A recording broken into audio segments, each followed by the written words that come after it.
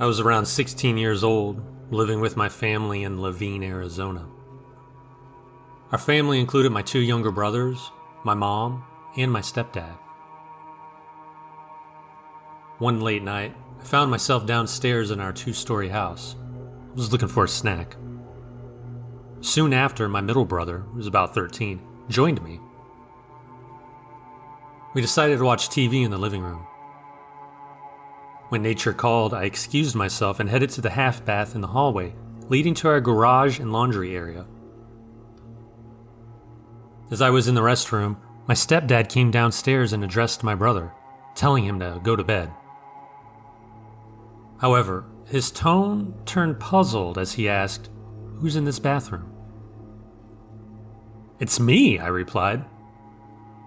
According to my brother, my stepdad was taken aback. He recounted seeing me upstairs. Apparently, I stood outside my room as he left his. This revelation left us all unsettled. We quickly went to our respective rooms. Adding to the unease, we discovered mysterious handprints near my baby brother's room. It seemed as though whatever had impersonated me had also been lurking near my brother's room. The handprints suggested that it had positioned itself in front of my room before peeking into the baby's room.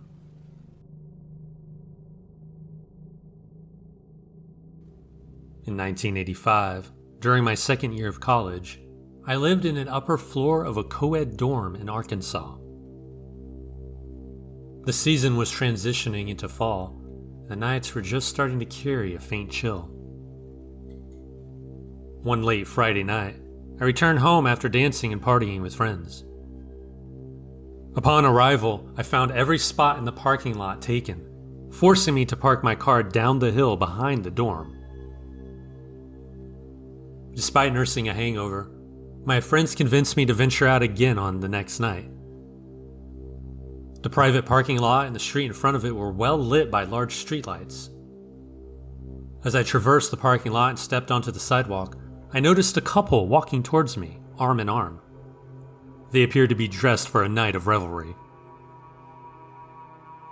As I approached them, intending to step aside to let them pass, I made eye contact with the man.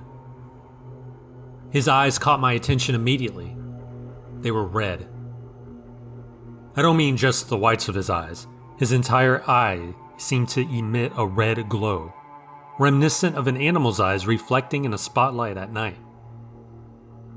The woman's gaze also revealed the same eerie red glow. I ran to my car and drove off to continue the night's festivities. I didn't share the experience with anyone, fearing they would dismiss it as a figment of my imagination. Over time, I pushed the memory to the back of my mind, until one evening while conversing with my spouse, it resurfaced like a haunting nightmare.